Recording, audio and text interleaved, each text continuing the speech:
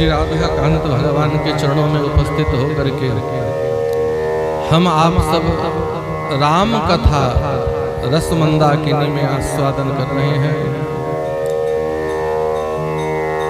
भरत महा महिमा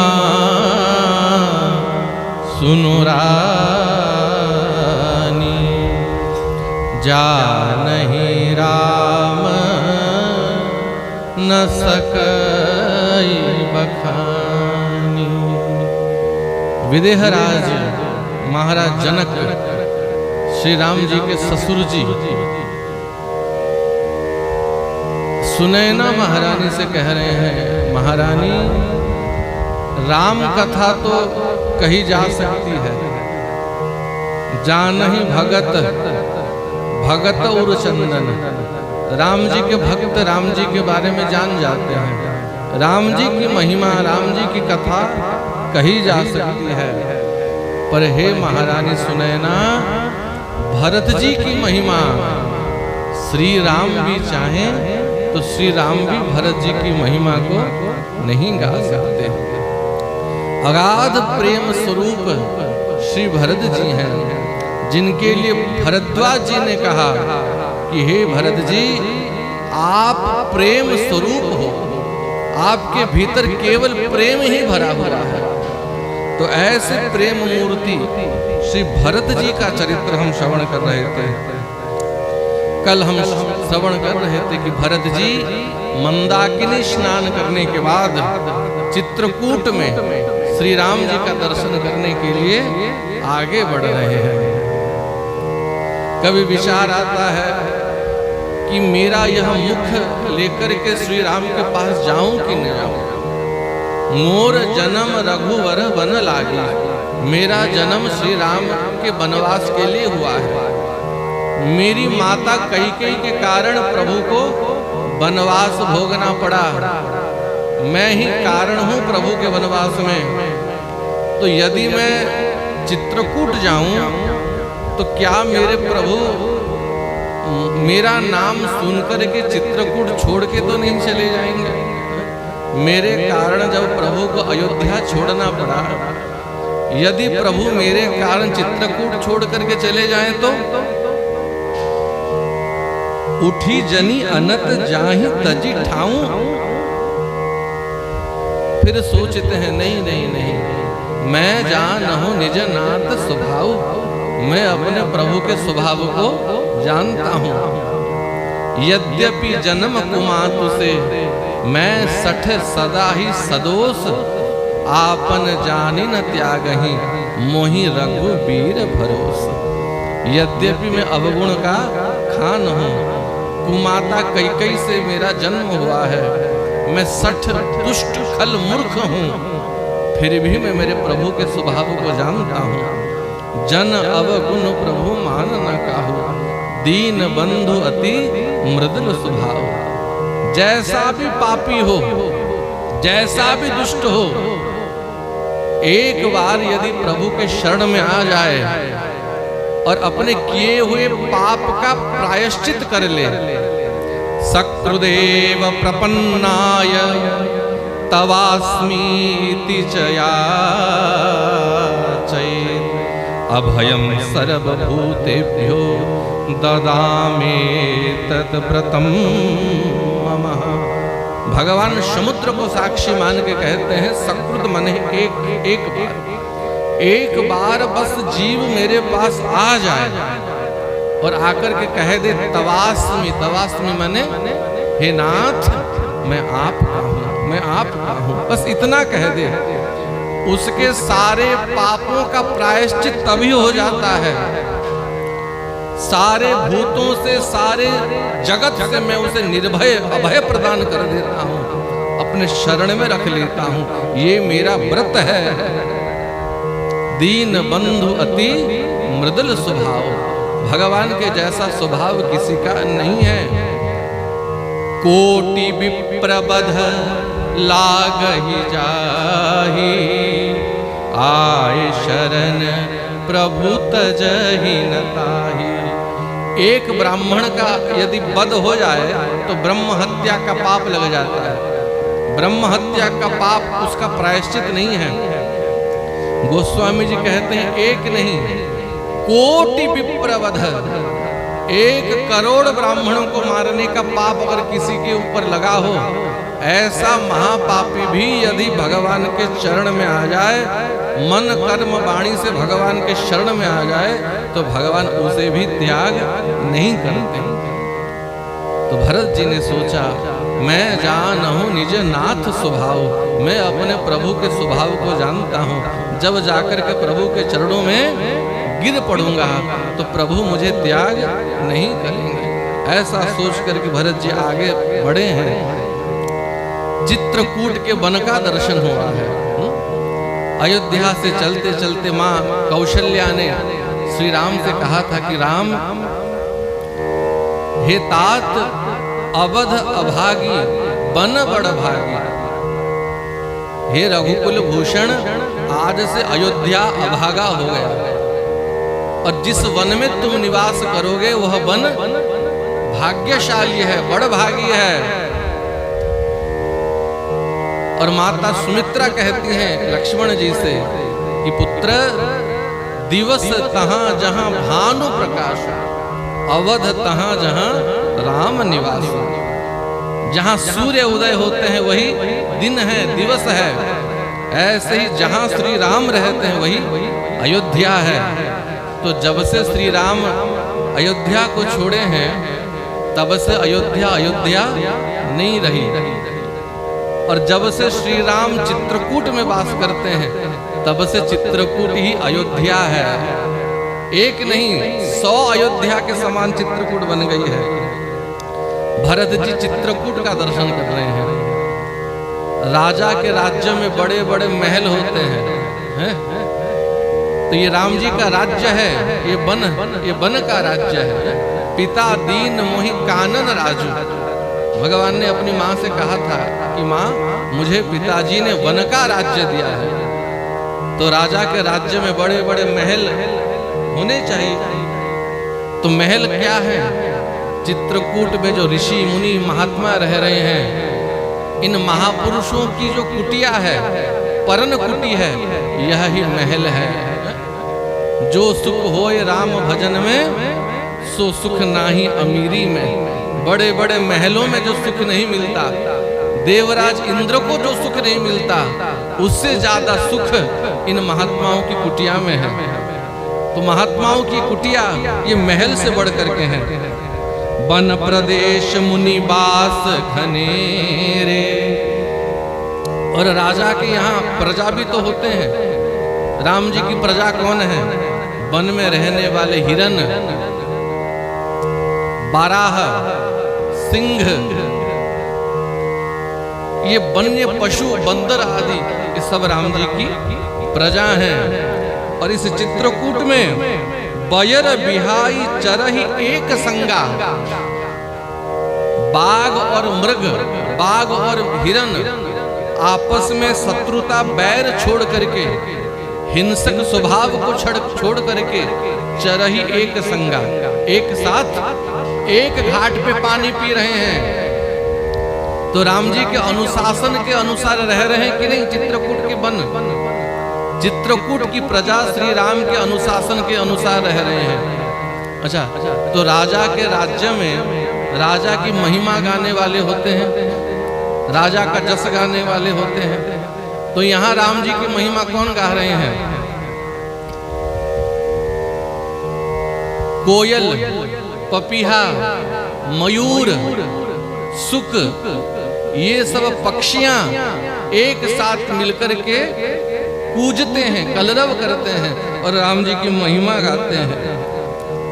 और जब झरने, बड़े बड़े झरने कल कल कल कल नाद करके झरते हैं, मानो निशान बजा करके राम जी की महिमा गा रहे हैं। झरना झरही मत गज गाजही, मनहु निशान विविध विधि बाजही। मानो झरनों के शब्दों में जब गजराज हाथियां चिंगाड़ते हैं,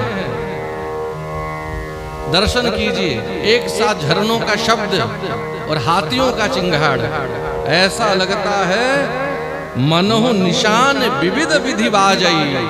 श्री राम जी की महिमा में नगाड़े ढोल निशान बज रहे हैं। ऐसे राम जी की प्रजा का दर्शन किया, चित्रकूट के वन का दर्शन किया। राम शैल शोभा निरखी, भरत हृदय अति प्रेम। इस चित्रकूट की शोभा को देख करके, राम जी के प्रजा को देख करके, ऋषि मुनियों के आश्रमों को देख करके भरत जी के हृदय में और प्रेम बढ़ गया। चित्रकूट की सीमा में प्रवेश करते हैं, तब केवट, जिस केवट ने राम जी को गंगा पार कराया था, केवट एक ऊंचे वृक्ष के ऊपर चढ़ गए और वहां से देखते हैं तो विशाल वट वृक्ष दिखता है। जिस वट वृक्ष के नीचे राम जी की कुटिया है, जिस वट वृक्ष के नीचे एक बेदी बनाई गई है और उस बेदी के ऊपर श्री राम विराजमान है। केवट ने देख करके भरत जी से कहा कि भरत भैया देखिए, वह वट वृक्ष दिख रहा है। तब केवट ऊंचे चढ़ी धाई, कहु भरत सन भुजा उठाई। दोनों हाथ उठा करके केवट भैया कहते हैं, भरत भैया वह वट वृक्ष दिख रहा है, जिस वट वृक्ष के नीचे श्री राम जी की वेदिका बनाई हुई है।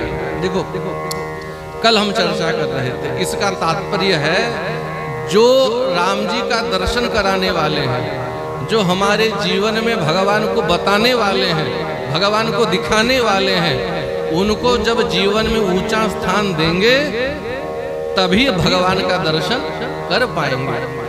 भरा हुआ बोतल ऊपर रहेगा, खाली बोतल नीचे रहेगा, तभी खाली बोतल में भरे हुए बोतल का पानी जाएगा। गुरु यदि भरा हुआ बोतल है तो शिष्य को खाली बोतल बनना पड़ेगा। यदि शिष्य अभिमान भर के रहेगा, बोतल के भीतर अहंकार अभिमान भरा हुआ है, तब गुरु चाहे जितना भी भरने की चेष्टा करे भर नहीं पाएगा। पहले शिष्य को खाली मनना पड़ेगा।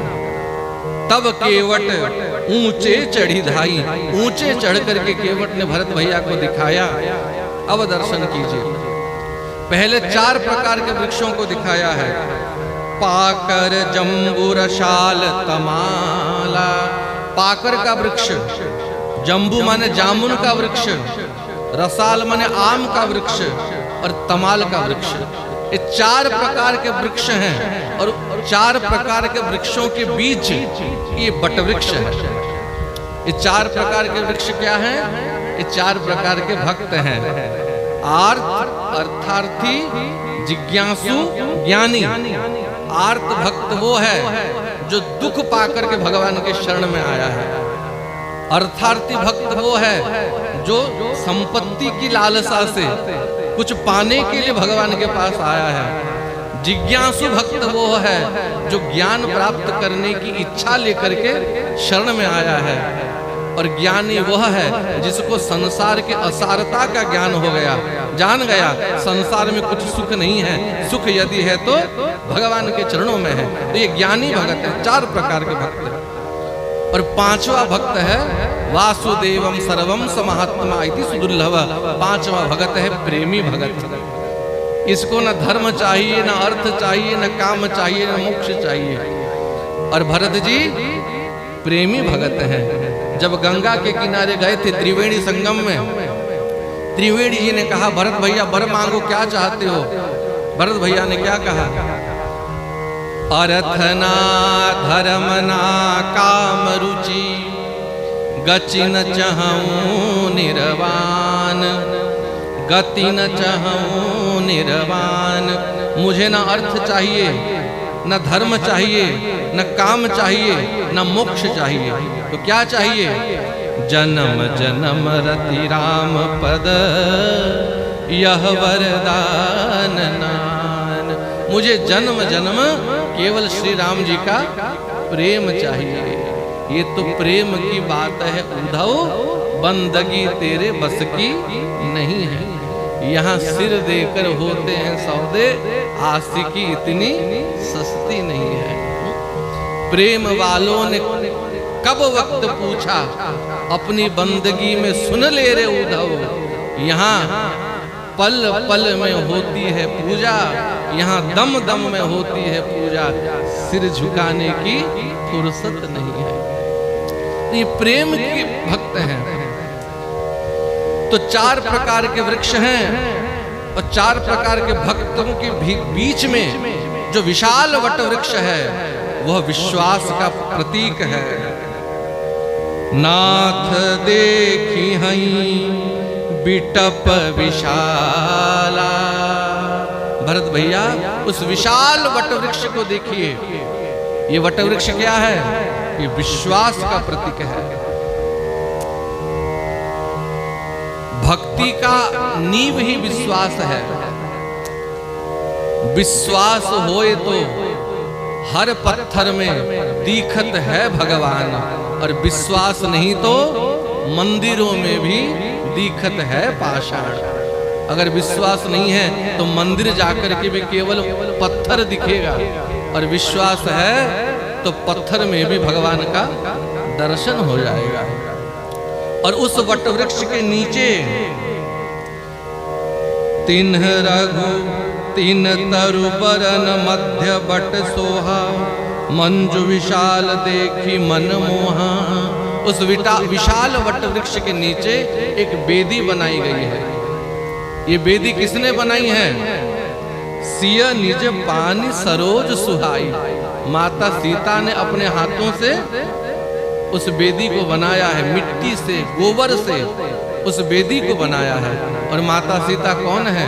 माता सीता स्वयं भक्ति है। तो जहां विश्वास रूपी वृक्ष है, उस विश्वास रूपी वृक्ष के नीचे ही भक्ति रूपी माता सीता भगवान के बैठने के लिए आधार बनाती हैं। ये भक्ति ही भगवान के बैठने के लिए आधार है। और उस बेदी के ऊपर जहां बैठी मुनिगण सहित नित सिय राम सुजान, उस बेदी के ऊपर साधु मुनि महात्माओं के बीच में श्री राम जी बैठे हैं। तो केवट जी ने पहले क्या दिखाया? पहले 4 प्रकार के वृक्ष दिखाए हैं? पाकर, जामुन, आम और तमाल, और 4 प्रकार के वृक्षों के बीच बट वृक्ष दिखाया।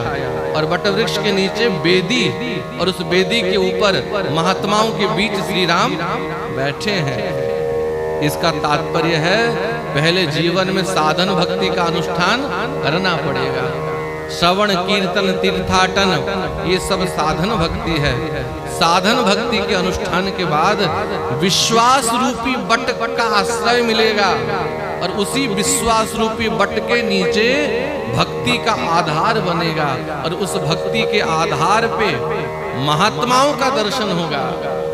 बिना महात्माओं की कृपा, बिना महत्पाद रजोभिषेकम, महापुरुषों के चरणों का रज जब तक माथे में अभिषेक नहीं होगा तब तक भगवान का दर्शन नहीं होगा। क्योंकि उस बेदी के ऊपर महात्मा प्रभु को घेर के बैठे हैं। महात्माओं की अनुमति नहीं मिलेगी तो प्रवेश नहीं मिलेगा।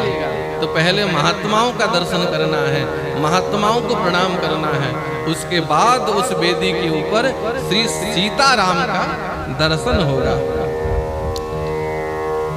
भरत भैया ने उस वृक्ष को देखा, सखा वचन सुनी बिटप निहारा, उमगे भरत बिलोचन बारी। सखा वचन सुनी बिटप निहारी, केवट जी के वचनों को सुनकर के भरत जी ने उस वृक्ष को देखा, और उस वृक्ष को देख करके उमगे भरत बिलोचन बारी, भरत जी के नेत्रों से झरझर अश्रु बहने लगे। ये प्रेम की अश्रु है।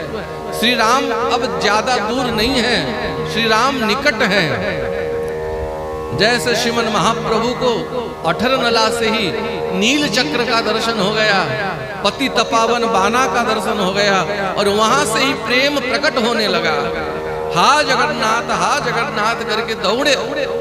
ऐसे ही उस बट वृक्ष का दर्शन जब हो गया भरत जी को, हा रघुनाथ कह करके भरत जी दौड़ने लगे। बाकी समाज को वहीं छोड़ दिया, माताओं को, गुरुजनों को वहीं मंदाकिनी के तट में छोड़ दिया, और दोनों भाई भरत शत्रुघ्न हा रघुनाथ हा रघुवीर कह करके भागने लगे। कभी उठते हैं, कभी गिरते हैं। करत प्रणाम चले दो भाई, उस भूमि को प्रणाम कर करके जा रहे हैं। तो किसने कहा इस भूमि को क्यों प्रणाम कर रहे हो? भरत जी ने कहा श्री राम जी के चरण इस भूमि में पड़े हैं, यह भूमि भी धन्य हो गई है, पवित्र हो गई है। करत प्रणाम चले दो भाई, दोनों भाई उस भूमि को प्रणाम करके जा रहे हैं।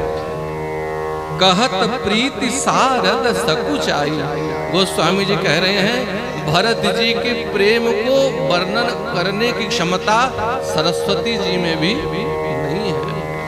सरस्वती जी में क्या क्षमता है जो भरत जी के प्रेम की वर्णना कर ले? क्योंकि सरस्वती एक ज्ञान की मूर्ति है, एक ज्ञान के स्वरूप हैं, और प्रेम ज्ञानियों से अगोचर है। ज्ञानी प्रेम को नहीं जान सकते। अरे सरस्वती की क्या चले? गोस्वामी जी कहते हैं भरत जी की दशा ब्रह्मा शंकर और शिव भी चाहें तो भी वर्णन नहीं कर सकते। हर सही निरखी राम पद अंका, जाते जाते चित्रकूट की भूमि में श्री राम जी के चरण चिन्ह छपे हैं। उन चरणों में ध्वजा, अंकुश, वज्र आदि चिन्ह दिख रहे हैं। उन ध्वजा, अंकुश आदि चिन्हों को देख करके, चरण रज को देख करके, चरण चिन्ह को देख करके ऐसा लग रहा है मानहु पारस पायहु रंका। एक पारस पत्थर होता है ना, पारस पत्थर अगर लोहे को छुआ दो तो लोहा सोना बन जाता है।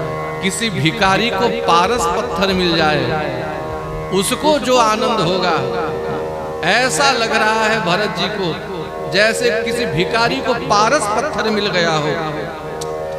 सखहि स्नेह विबस मग भूला, भरत जी की दशा देख करके निषाद राज गुह ये रास्ता दिखा रहे थे भरत जी को। आगे से ही कहा था कि भरत जी मैं जानता हूं कि राम जी कहाँ हैं, मैं आपको रास्ता दिखा दूंगा, राम जी तक पहुंचा दूंगा। पर भरत जी की दशा देख करके निषाद राज भी रास्ता भूल गए। सखही स्नेह विवश मग भूला, निषाद राज भी जान नहीं पा रहे अब मैं कहाँ जाऊं, किस मार्ग में जाऊं। प्रेमी का स्पर्श हो जाए, प्रेमी का संग हो जाए तो भी प्रेम व्याप्त हो जाए। जब निषाद राज ही खुद भूल गए मार्ग, अब भरत जी को कौन मार्ग बताएगा? अब देवताओं ने सोचा अब निषाद राज के ऊपर भी भरत जी का प्रभाव होने लगा है, वह भी मार्ग भूल रहे हैं। जाकी लगन लागी घन श्याम की, एक बार जिसको भगवान का लगन लग जाए वो न घर का रहता है न किसी काम का रहता है। धरतः पद कहाँ पड़तः कित को, रहे न कोई काम की, वो तो कहीं चरण डालना चाहता है उसके चरण कहीं चले जाते हैं। तो देवताओं ने पुष्प की वृष्टि की है और फूल बरसा बरसा करके मार्ग दिखाया है। तो जहां जहां देवता फूल बरसाते उसी उसी मार्ग में भरत जी आगे आगे चलते, आगे आगे गए हैं और श्री राम जी की कुटिया का दर्शन हुआ है। बोल रामचंद्र भगवान की जय। श्री राम जी जिस कुटिया में वास करते हैं उस कुटिया का दर्शन हुआ है। अब भरत जी को संकोच हो रहा है, क्या मुंह लेकर करके प्रभु के पास जाऊं। कुटिया का दर्शन हो रहा है, और उस कुटिया में उस वट वृक्ष के नीचे उस वेदी के ऊपर श्री राम बैठे हैं। महात्मा मुनि प्रभु को घेर करके बैठे हैं। कुटिया के द्वार पे लक्ष्मण जी धनुष बाण लेकर के बैठे हैं। माता सीता प्रभु के समीप ही खड़ी हैं। भरत जी ने प्रभु को देखा, कहीं मेरा ये पापी मुख प्रभु देख ना लें, तो भरत जी ऐसे जगह जाकर के खड़े हो गए जहां से भरत जी को तो प्रभु का दर्शन हो रहा है, पर प्रभु भगवान भरत जी को देख ना पाए। भरत जी पहले से ही कह रहे थे, ये भरत वो हैं जो प्रेम का प्रदर्शन नहीं करते, गूढ़ स्नेह राम। भगवान के प्रति इनके भीतर गूढ़ स्नेह है। जानहु लोग कुटिल कर मोही, जानहि राम कुटिल कर मोही, लोग कहीं गुरु साहिब द्रोही। भरत जी कहते हैं मैं राम जी से प्रेम करूं, पर राम जी मुझसे प्रेम ना करें। श्री राम तो मुझे कपटी जाने, कुटिल जाने, और लोग मुझे राम द्रोही कह करके माने, मेरी निंदा करें। ये गूढ़ स्नेह है।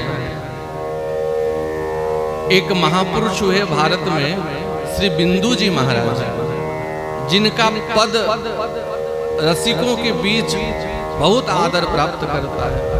बिंदु जी कह रहे हैं, इनके पदों में कहीं कहीं उर्दू भी आ जाता है। एक तरफा इश्क में मसरूर हो जाएंगे, एक तरफा इश्क में मसरूर हो जाएंगे। श्याम तुम बनो सम्मा, हम काफूर बन जाएंगे।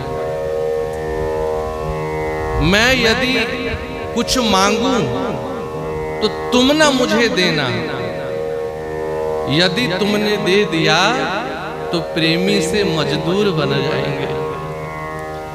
मैं तुम्हें चाहूं पर तुम ना मुझे चाहना, तुमने यदि चाह लिया तो मगरूर बन जाएंगे।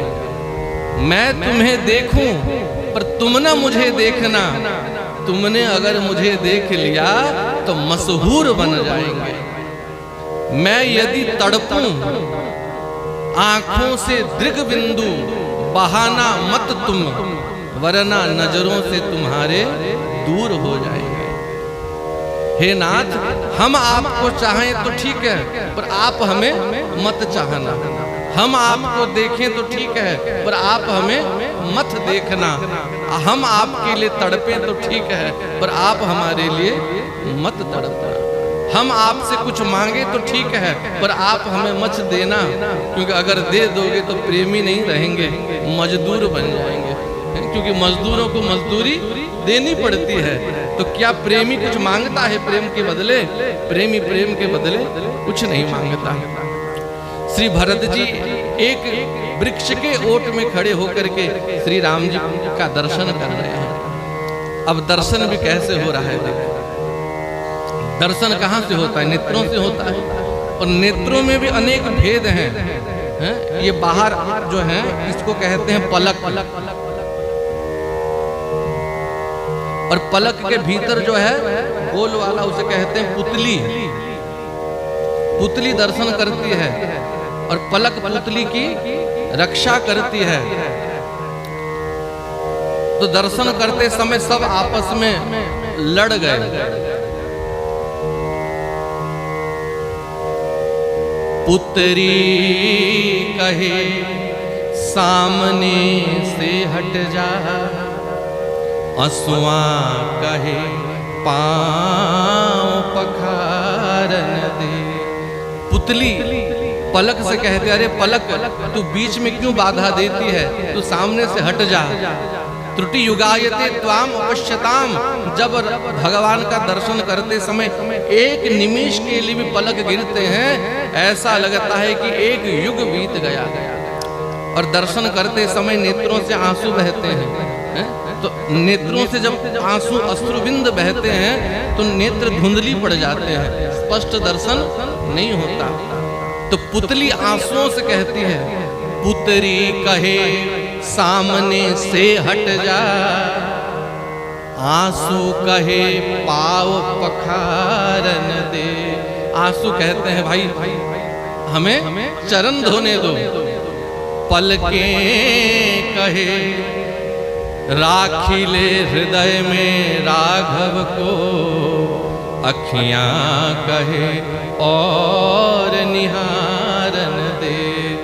तो ये पलक कहते हैं, तो एक काम कर, श्री राम को नेत्रों के भीतर भर ले और पलकों का कवाट बंद कर दे।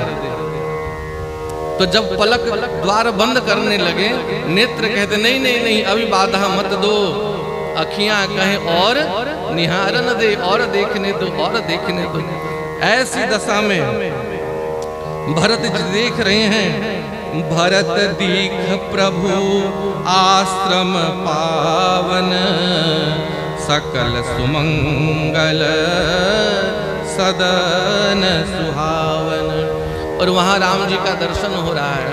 कैसी शोभा है राम जी की, शीस जटा कटी मुनि पट बांधे, तृण कसे कर सरु धनु कांधे।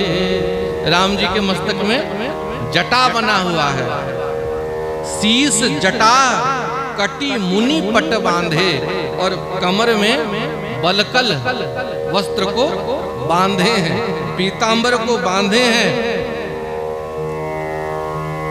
तन कसे कर और कांधे में कंधों में तुनीर बंधा हुआ है, हाथों में धनुष को पकड़े हैं, एक हाथ में बाण पकड़े हैं, तन कसे कर सर धनु कांधे, कांधे में धनुष रखा हुआ है। और राम जी के नेत्रों में आंसू है, मेरा भरत आ रहा है, मेरा भरत आ रहा है। जो भाव भरत के भीतर है ना, वही भाव प्रभु के भीतर भी प्रकट हो रहे हैं। भरत जी राम जी के प्रेम में मगन है, और श्री राम भरत भरत कह करके रो रहे हैं। तो लक्ष्मण जी ने पूछा, प्रभु ये विचित्र दशा आपकी है, नेत्रों में तो प्रेम के अश्रु हैं और हाथ में आप धनुष बाण लेकर के बैठे हो, या तो धनुष बाण लेकर के बैठो वीरासन से, वीर मुद्रा से। तो जिसके हाथ में धनुष बाण है तो क्या उसके आंखों में आंसू रहेंगे? जिसके हाथ में पिस्तौल है मारने के लिए, वो भाई क्यों रोएगा? तो यदि आपके नेत्रों में अश्रु हैं तो धनुष बाण क्यों पकड़े हो? ये दोनों विरुद्ध हैं, ये दोनों एक साथ नहीं रहने चाहिए। तो राम जी ने कहा दोनों की आवश्यकता है। मेरे नेत्रों में अश्रुबिंदु इसीलिए हैं कि मेरा भरत आ रहा है, भरत के स्वागत के लिए मेरे नेत्रों में अश्रुबिंदु हैं, दृगबिंदु हैं। और धनुष बाण इसलिए पकड़ा हूं कि भरत के साथ मेरा एक प्रचंड शत्रु भी आ रहा है, उसको मारना है, इसीलिए धनुष बाण पकड़ा हूं। तो लक्ष्मण जी ने कहा, प्रभु आपका शत्रु? कौन शत्रु आ रहा है? लेकिन प्रचंड शत्रु है, भरत के साथ आ रहा है। तो प्रभु आपका शत्रु कैसे? क्या बिगाड़ा उसने आपका? तो राम जी ने कहा, मेरे सिंहासन पर वो बैठ गया है। लक्ष्मण जी ने कहा, आपके सिंहासन पर? प्रभु क्या अयोध्या के सिंहासन पर कोई बैठ गया? बोले लक्ष्मण, अयोध्या का सिंहासन मेरा नहीं है, अयोध्या का सिंहासन मेरे भरत का है। तो प्रभु किस सिंहासन की बात आप कर रहे हैं? मैं भरत के हृदय रूपी सिंहासन की बात कर रहा हूं लक्ष्मण। भरत के हृदय में जो सिंहासन है, उस सिंहासन पर मैं बैठता हूं, वो मेरा स्थान है, मेरा आसन है। पर जिस आसन पे मैं बैठता हूं, उस आसन पे कोई और बैठ गया है। कौन बैठा है प्रभु? देखे बिन रघुनाथ पद, जिया की जरनी न जाई। भरत जी कहते हैं, मेरे हृदय में जलन बैठ गया है, ताप बैठ गया है, विरह का दुख बैठ गया है। तो इसीलिए लक्ष्मण, मेरे सिंहासन पे विरह बैठ गया है। ताप बैठ गया है, जलन बैठ गया है, तो भरत जब आएगा पहले इस बाण से उस जलन को मिटाऊंगा, उस विरह को मिटाऊंगा। इसलिए बाबा कहते हैं कर कमल निधनु सायक फेरत, जिय की जरनी हरत हसी हेरत। श्री राम जी अपने हाथों में धनुष बाण लेकर के बैठते हैं और जिय की जरनी हरत हसी हेरत। एक बार श्री राम जब देख करके मुस्का देते हैं, प्रसन्न होकर के मुस्कुरा देते हैं, तो हृदय में होने वाली सारी जलन उसी समय मिट जाती है। जिय की जरनी हरत हसी हेरत। तो भरत जी जब राम जी को देखते हैं, हा रघुनाथ कह करके आते हैं, पर राम जी को सुनाई नहीं पड़ रहा है। राम राघव राम राघव राम राघव पाहि माम, राम राघव राम राघव राम राघव त्राहि माम, राम राघव राम राघव राम राघव पाहि माम, राम राघव राम राघव राम राघव त्राहि माम, राम राघव राम राघव राम राघव पाहि माम, राम राघव राम राघव राम राघव पाहि माम, राम राघव राम राघव राम राघव पाहि माम, राम राघव राम राघव राम राघव पाहि माम। पाहि नाथ कही पाहि गोसाई, भूतल परे लकुट की नाई। पाहि नाथ पाहि गोसाई कहते कहते भरत जी भूमि में जाकर के राम जी के सामने भूतल परे लकुट की नाई। कैसे, जैसा कोई जड़ लकड़ी नीचे गिर जाए, ऐसे पाहि नाथ पाहि गोसाई कह करके भरत जी नीचे गिर गए। पर राम जी सुन नहीं पा रहे हैं। क्यों नहीं सुन पा रहे हैं? विचित्र है। कबीर बाबा ने कहा, चींटी के पद घूंगर बांधे तो भी साहिब सुनता है। छोटी सी चींटी है, उसके चरणों में भी अगर कोई नूपुर घुंघरू बांध दे और चींटी महारानी नाचने लगे तो भी साहिब सुनता है। तो उस घुंघरू का शब्द भी भगवान सुन पाते हैं। तो आपके भक्त भरत जी इतने जोर से व्याकुल होकर के पाहि नाथ पाहि गोसाई कह रहे हैं, क्या प्रभु आप सुन नहीं पा रहे हो? भरत जी की वाणी सुनकर के राम जी इतने बेसुध हो गए हैं कि राम जी के कान भी बंद हो गए हैं। राम जी नहीं सुन पा रहे हैं, या तो राम जी सुनना नहीं चाह रहे हैं। क्यों? राम जी चाहते हैं कि पहले लक्ष्मण सुने, क्योंकि लक्ष्मण को संदेह हो गया था कि नहीं। भरत जी को देख करके कुटिल कुबंधु, लक्ष्मण जी ने भरत जी को कुटिल कहा, कुबंधु कहा। भरत जी को मारने के लिए धनुष बाण उठा लिया था, मार दूंगा भरत को। आज युद्ध में महादेव भी अगर सामने आ जाएं तो भरत को कोई बचा नहीं सकता। तो भरत जी के प्रेम का परिचय लक्ष्मण जी को मिले, इसलिए रघुनाथ जी चुप बैठे थे। भरत जी पाहि नाथ पाहि गोसाई कह करके आ रहे हैं। लक्ष्मण जी ने सुना, बचन सपेम लखन पहचानी। उस प्रेम से लटपटे प्रेम सने भरत जी के विरह सने वचनों को सुन करके लक्ष्मण जी पहचान गए, ये भरत भैया आ रहे हैं। और लक्ष्मण जी के मन में बहुत ग्लानि हुई, ऐसा लगा मानो विष खा करके मर जाऊं। मैंने भरत भैया के ऊपर संदेह किया, मैंने भरत भैया को कुटिल कहा, कुबंधु कहा। भरत भैया को मारने के लिए मैंने हाथों में धनुष बाण ले लिया, धिक्कार है मेरे ऊपर। इस पाप का प्रायश्चित कैसे हो, ऐसा सोच करके लक्ष्मण जी के मन में बहुत दुख हुआ। बंधु स्नेह सरस एहि ओरा, उत साहिब सेवा बस जोरा। देखो, जगत इधर की उधर हो जाए, सारा संसार राम जी से दृष्टि हटा दे, पर लक्ष्मण जी कभी राम जी से दृष्टि नहीं हटाते। लक्ष्मण जी का मन कभी राम जी से नहीं हटता।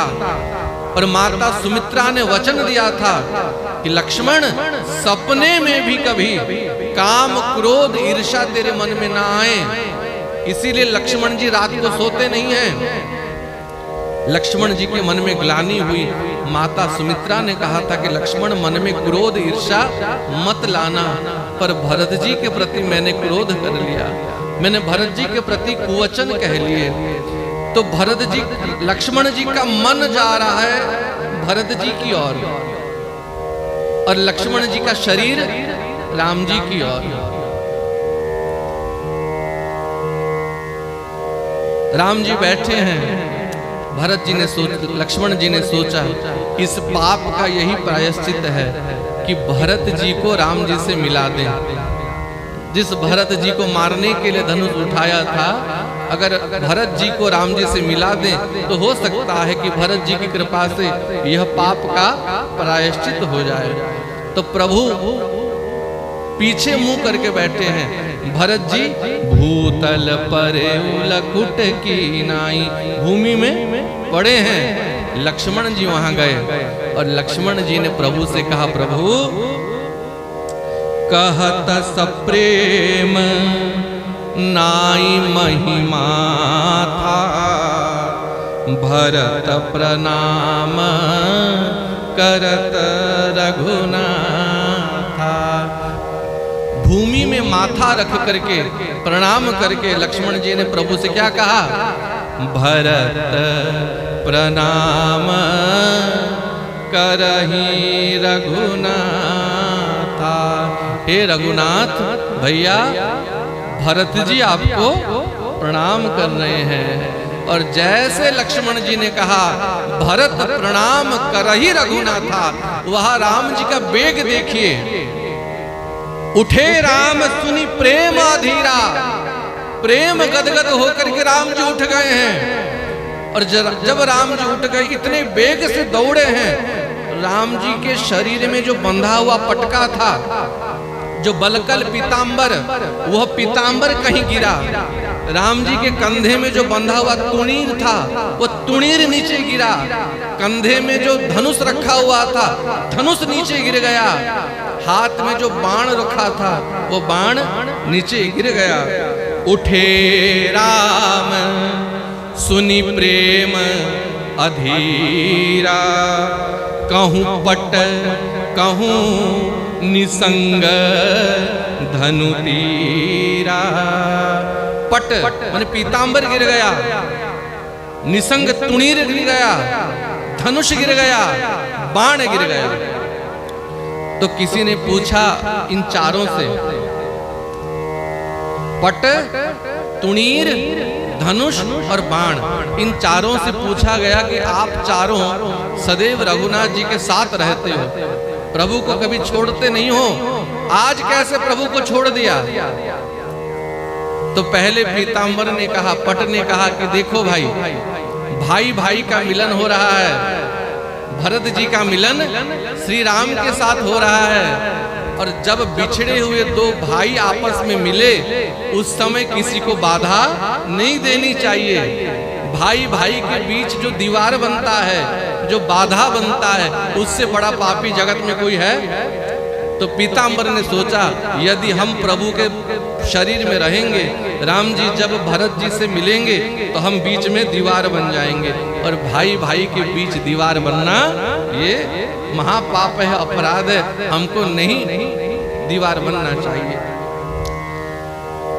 भगवान दौड़ के गए हैं, बरबस लिए उठाई उरलाए कृपा निधान, भरत राम की मिलन लखी बिसरे सब ही अपान।